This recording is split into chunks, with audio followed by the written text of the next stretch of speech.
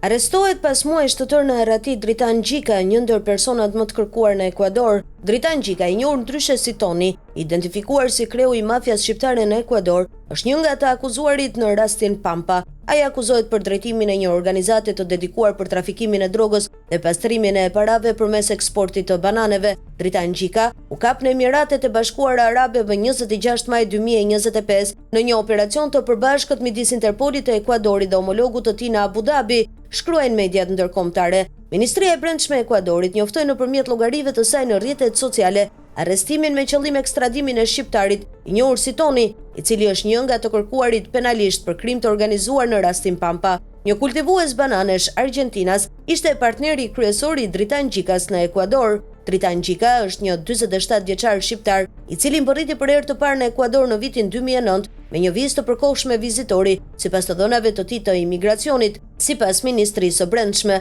ai u bë një nga emrat më të kërkuar të Ekuadorit dhe ka 2 njoftime të kuqe të Interpolit për trafik droge, pastrim parash dhe krim të organizuar. Ai akuzohet për drejtimin e një organizate kriminale që vepronte në Ekuador dhe Spanjë, duke dërguar sasi të mëdha droge në vendet e Amerikës Qendrore dhe Evropë, Holand, Belgjik dhe Spanjë.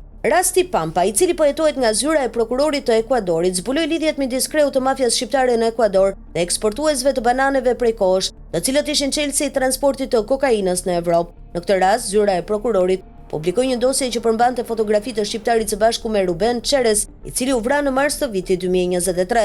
Në janar 2025, një gjykatë dënoi 14 të pandehur të akuzuar për krim të organizuar për trafik droge në Ekuador në rastin Pampa. Megjithatë, shqiptari Dritan Gjika, argentinasi Mario Sanchez dhe ekuadoriani Carlos Garcia, të dyshuar si udhëheqës të organizatës kriminale, përkatësisht në Ekuador dhe Spanjë, nuk janë nxjerrë në gjyq sepse u arratisën. Pas kapjes së tij në Emiratet e Bashkuara Arabe, shqiptari do t'u dorëzohet autoriteteve përkatëse për të vazhduar procesin e ekstradimit, tha Ministria e Brendshme. I lindur në 1976 dhe që jeton në Ekuador që nga viti 2013, Gjika është një nga figurat kryesore në çështjen që policia hetoi në mënyrë konfidenciale në vitin 2021. Rasti i përfshi Ruben Çeres, një mik i Danilo Carrera, punati i presidentit Lasso. Çeres, i ekzekutuar pak kohë më parë, ishte ortak biznesi i shqiptarit Dritan Gjika në disa kompani. Dritan Gjika, sipas të dhënave të vendit të tij, ka mbaruar shkollën e mesme. Megjithatë, në Ekuador financat e tij u dalluan në pandemi. Mes viteve 2015 dhe 2018, shqiptari nuk ka paguar tatimin mbi të ardhurat, sipas shërbimit të ardhurave të brendshme. Në vitin 2019 dhe 2020, vlera që u tatua i kaloi $500 në secilin prej atyre viteve, por në vitin 2021 ai pagoi $5,342 tatimin mbi të ardhurat, ndërsa taksa e daljes së monedhës atë vit i kaloi $3,700. Në vitin 2022 nuk ka paguar tatimin mbi të ardhurat, por kontriboi me $1,805 për dalje të valutës së huaj, cili ishte aktiviteti fitimprurës i Gjikës në Ekuador.